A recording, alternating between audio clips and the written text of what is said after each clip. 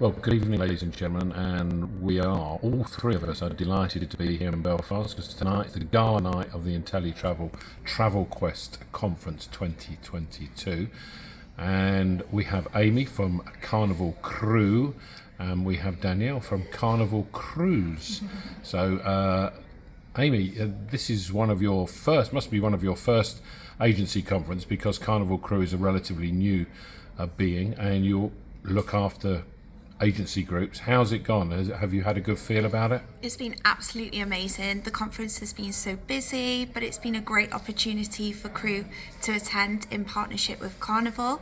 We've seen lots of different agents, lots of new to cruise recently. So yeah, it was a really, really great conference and we're looking forward to the gala dinner. Excellent. Danielle, I saw you on stage earlier today. You were both fairly animated and lively, That's what we do. getting all those agents going, and they were fairly responsive as well, weren't they? They seemed a good They bunch. love it. Every year, the Carnival Shuffle comes out. Good. The cruise business is obviously a very competitive one, but Carnival, one of the brand leaders in cruise. It's always changing. What's new this year? We've got so much new things going on this year. So first of all, to start with, we've got our newest ship, Carnival Celebration, joining the fleet next month. So the 6th of November. So she is the second of the XL class ships. So we recently launched Mardi Gras, the first of the XL class ships last year, which now sails from Port Canaveral. So she operates 7-night Eastern and Western Caribbean sailings from Port Canaveral. So Celebration, the second of the XL class ships, will be doing her inaugural sailing on the 6th of September, doing a 14-night sailing from Southampton over to Miami, where she'll then home port in Miami. So this is the ship that had the first ever roller coaster at sea, Bolt. So that was on Mardi Gras. Celebration will feature similar things, definitely with Bolt, and we've got more to come on that as well. And then later on, we have our third XL class ship coming as well. So this is into next year now. So next year, Carnival Jubilee. The third XL class ship will operate again an inaugural sailing from Southampton October next year across to Galveston, where she will then home port over there. So for Carnival Cruise Line, between those three ports, Port Canaveral, Miami and Galveston, they are three of our top ports operating in the US. So it just means that we've got our three flagships covering the ports. And then in other bizarre news, we've actually got Choose Fun Italian Style. So Choose Fun Italian Style is a brand new concept of Carnival Cruise Line. So we're actually going to be operating Costa Venezia and Costa Firenze from Costa Cruises, our sister brand.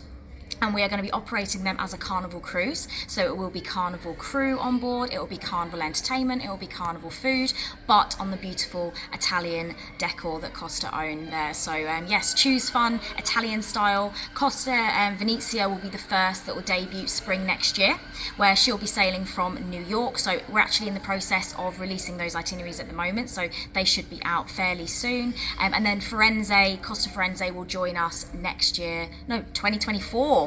Thinking ahead of myself, 2024, Costa Firenze will operate out of LA. So lots going on, lots to keep up with. So yeah, it's really important that everyone, stays up to date, follows the Facebook page for Inteletravel. Carnival loves Inteletravel UK. We've also got the Carnival Cruise Line Facebook pages, everything. So they need to keep up to date with everything because there is a lot going on at Carnival Cruise Line, but all exciting, all great things, keeping us busy. Good. Aimee, I hope you appreciate the special effects I've laid on for you behind me. We'll see them later.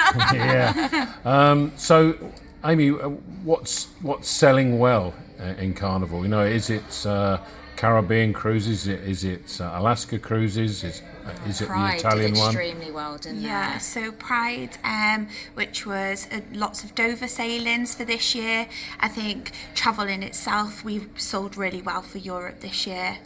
And it was a great opportunity for our UK guests to get on that sailing. It was. Some of our sailings had up to 40% of Brits on board, which for us that's a lot of British on board. So we actually sold the sailings extremely well. So for those of you that don't know, we had Carnival Pride operating a season in Europe this year. So she started off in Barcelona in May, operating a couple of sailings there, before then going from Barcelona over to Dover, where she operated 9 and 12 night sailings throughout June until September around the likes of Norwegian Fjords, towards Northern Europe, Iceland itineraries in the British Isles, and then she went over to the Med for the rest of the season to operate Greek Isles itineraries throughout September and October. So she'll be heading back over stateside very soon, where she'll then be back with us next year. She's actually going into dry dock at the beginning of the year, and then she'll be with us again to do it all over again with a fresh face, a nice lick of paint, and yeah, she's going to be operating Dover sailings again. So there's more opportunities there to be had for the UK market, because everyone is loving sailing from the UK. Ex-UK is doing extremely well, and especially through you guys as well. Yeah, definitely. Good. Well, thank you very much for your time. I know you're eager to get your dancing Get the shoes glad on. rags on. Get the glad rags on, and I hope you like Motown, because that's what you're going to get later from the band. So, good. Thank you very much, and I wish you all the very best of luck. Thank you. Thank you. Bye.